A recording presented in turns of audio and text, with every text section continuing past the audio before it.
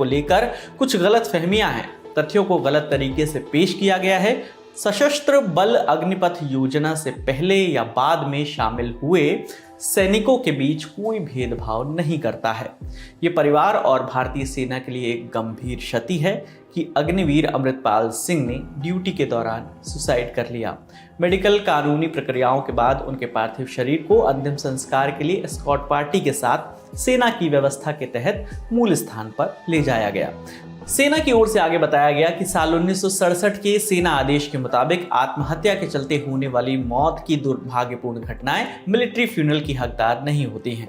इस मामले पर बिना किसी भेदभाव की नीति का लगातार पालन किया जा रहा है। उपलब्ध आंकड़ों के मुताबिक साल 2001 के बाद से 100 से 140 सैनिकों के बीच औसत वार्षिक क्षति हुई है, जहां आत्महत्या के चलते मौतें हुई। ऐसे मामलों में सैन्य अंत्येष्टि की अनुमति नहीं दी गई।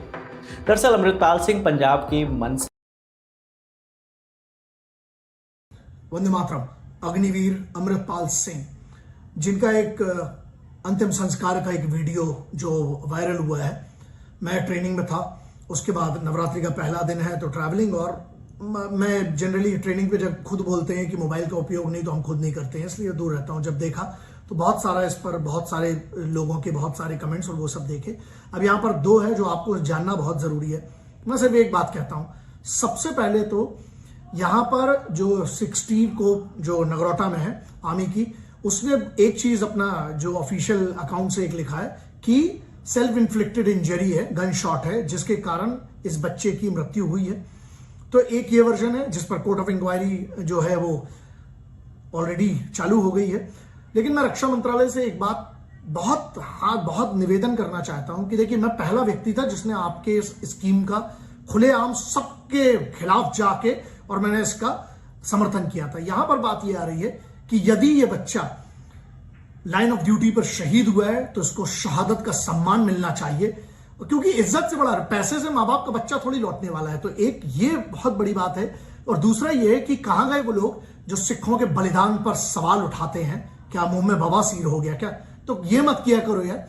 और तीसरा एक जो मेरा पॉइंट है वो ये है कि सरकार को इसको हाईएस्ट लेवल पे एक इंक्वायरी होना चाहिए और उसका जो भी आउटकम आता है ये पब्लिक को बताना चाहिए, क्योंकि इसमें क्या होता है ना, बहुत सारी भ्रांतियां भी फैल रही है, मुझे जो लग रहा है। इसलिए मैंने क्या कहा कि पहले मैंने जैसे इस खबर को बहुत सारे लोगों के बच्चों के कुछ के मैसेज थे, कुछ ऑफिशियल्स, कुछ मेरे दोस्त हैं उनके आए, फिर मैंने इस पर जितना मुझे 1.5-2 घंटे में जो चीज मैं समझ पाया है, जो लोगों से बात की, तो कंसर्न ये है कि 2 वर्जन है, आप समझ ले।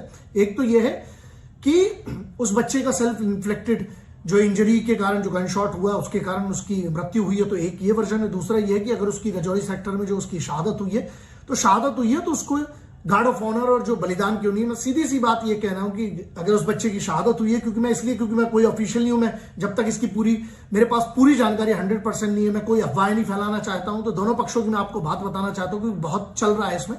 तो ये आपको जानना पड़ेगा कि अगर अग्निवीर स्कीम में कुछ ऐसी चीज अगर करेक्शन अभी है तो ये होना चाहिए, क्योंकि सम्मान से बड़ा कुछ नहीं। उनके माँ बाप को पैसे से थोड़ी खरीदा जा सकता है।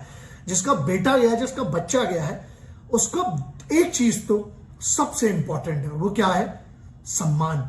और किस लिए जाते हैं बच्चे, और किस लिए फौज की नौकरी कोई ज्वाइन करेगा? सम्मान ही है ना।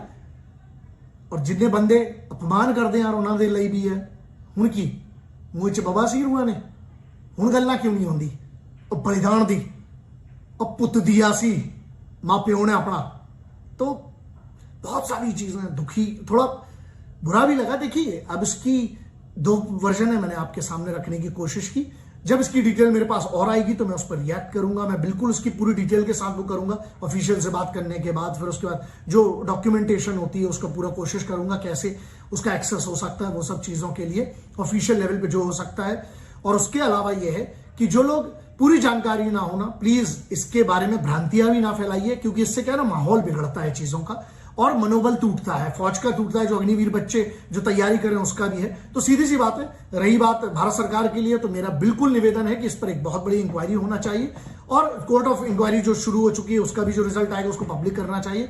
और चौथा एक पॉइंट यह है कि कृपया करके अगर अग्निवीर स्कीम में ये वाली बात नहीं, आप जितने लोगों को रिटेन करते हैं 5% करें, 25% करें, 50% करें, जो भी बच्चे रिटेन होते हैं, अगर ड्यूटी पर शहादत होती है ना, तो मुझे भरोसा है, मैं इस चीज का बिल्कुल निवेदन करता हूँ कि उनको सर्वोच्च बलिदान दिया उन्होंने इस राष्ट्र के लिए, उनको सम्मान मिलना चाहिए। इसके अलावा कोई कुछ नहीं दे सकता इन बच्चों को और इनके परिवारों को, माँ बाप को आप क्या दोगे साहब। तो ये बड़ी चीज है। अब इसका पक्ष और जो विपक्ष दो फड़ में बढ़ चुके हैं। मैं कोई अफवाह, मैं उस पर जब तक मेरे पास कोई डॉक्यूमेंटेशन नहीं देते कोई रिएक्शन नहीं देना चाहता। लेकिन जो भी गलत होगा, पहले किसी को छोड़ा, वतन से ना पहले कोई था ना वतन के कोई बाद आएगा। जब मैं अपने परिवार, अपने माँ बाप, अपने बच्चों के ऊपर वतन को बोलता हूं ना, है तो मेरे लिए है और रहेगा हमेशा।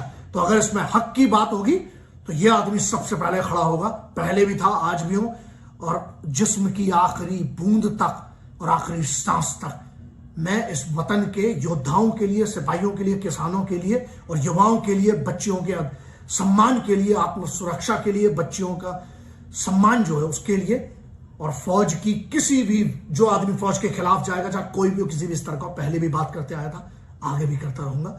तो बस पूरी जानकारी हासिल करने के बाद आप लोग कोई रिएक्ट कीजिएगा और एक आंदोलन शुरू कीजिएगा। और अगर गलत है तो गलत है, चाहे वो कोई हो। यही मैंने सीखा है माँ भगवती महाकाल और अपने माता पिताजी और अपने गुरुओं से। वंदे मातरम, भारत माता की जय।